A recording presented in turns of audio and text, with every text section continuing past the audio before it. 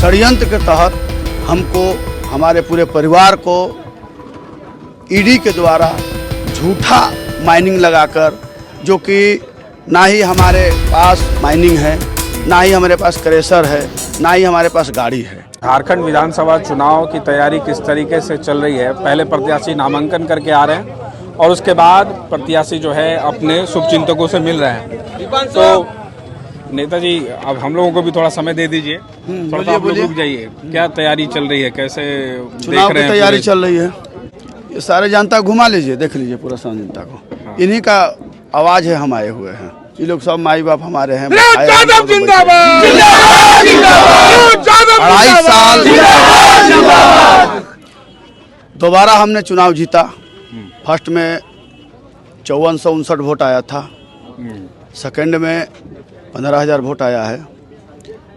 वो जनता का हमारे प्रति प्रेम देख करके षड्यंत्र के तहत हमको, हमारे पूरे परिवार को ईडी के द्वारा झूठा माइनिंग लगाकर, जो कि ना ही हमारे पास माइनिंग है, ना ही हमारे पास क्रेशर है, ना ही हमारे पास गाड़ी है। आज भी आपके घर ईडी आई थी? उसके बाद 1 साल हम जेल में रहे। 1 साल निकलने के बाद हमने अपने जनता के पास गए।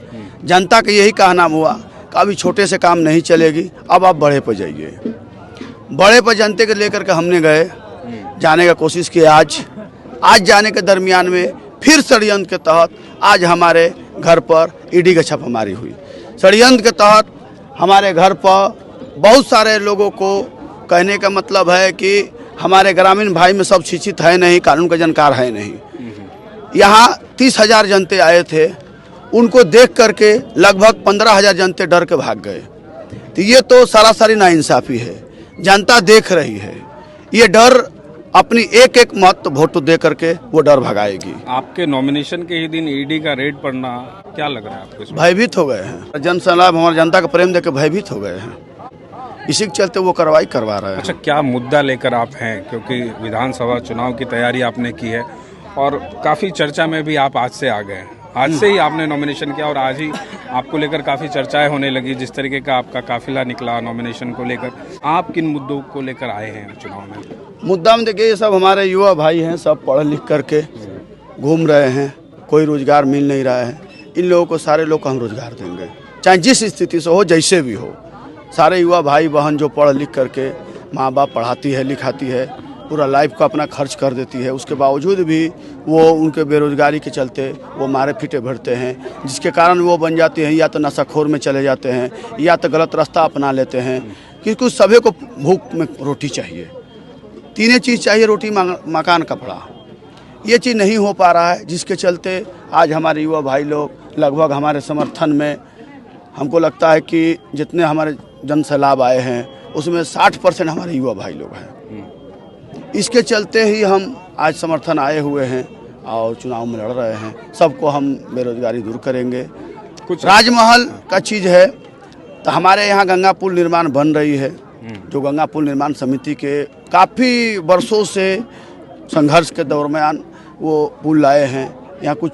और उसके बाद अभी राजमहल में जो है हमने कहा है, अगर हम कुर्सी पर आते हैं तो सरकार से वो पुल को हम बनवाने का काम करेंगे। अच्छा, स्थानीय मुद्दा क्या है? क्योंकि जो हम आपके पास आने से पहले हम कुछ लोगों से बात कर रहे थे और खास करके युवा से बात कर रहे थे, वो कह रहे थे पलायन एक बहुत बड़ी समस्या है। यहाँ सब कुछ होने के बावजूद भी युवाओं को काम नहीं मिलता है, वो किसी अन्य राज्य जाते हैं, 2 पैसे कमाने के लिए उनको अपना घर बार छोड़ना पड़ता है। आखिर इस मुद्दे पर आपको क्या लग रहा है कि अगर आप आते हैं तो क्या इस मुद्दे पर आप क्या काम करेंगे? क्या इस वो रिजल्ट बताएंगे। हम आपको बता दिए कि बेरोजगारी हम दूर करेंगे। समय का इंतजार करिए, सब्र का फल मीठा होता है। बाकी आप अपने विधानसभा क्षेत्र के जनता से क्या अपील करना चाह रहे हैं? क्योंकि आप आज से तो आपने एक तरीके जनता हमको जिता के बैठा दिया, हम तो जीत गए हैं। 23 तारीख को सर्टिफिकेट लेना है खाली। अच्छा, इंतजार करिए, आप वेटिंग हैं काफी खाने के लिए।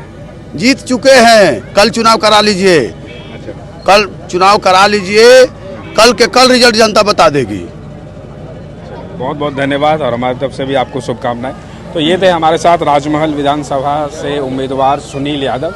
दरअसल ये निर्दलीय ही अपना नामांकन पर्चा दाखिल किए हैं, लेकिन इनके पीछे जो आप देख सकते हैं कि जो हुजूम है वो कहीं ना कहीं जन समर्थन को दर्शा रहा है और बता रहा है कि क्या आखिर राजनीति में समीकरण हो सकता है आने वाले दिनों में, और विधानसभा चुनाव के नतीजे के बाद ही पता चल पाएगा कि किसकी जीत है और किसकी हार है।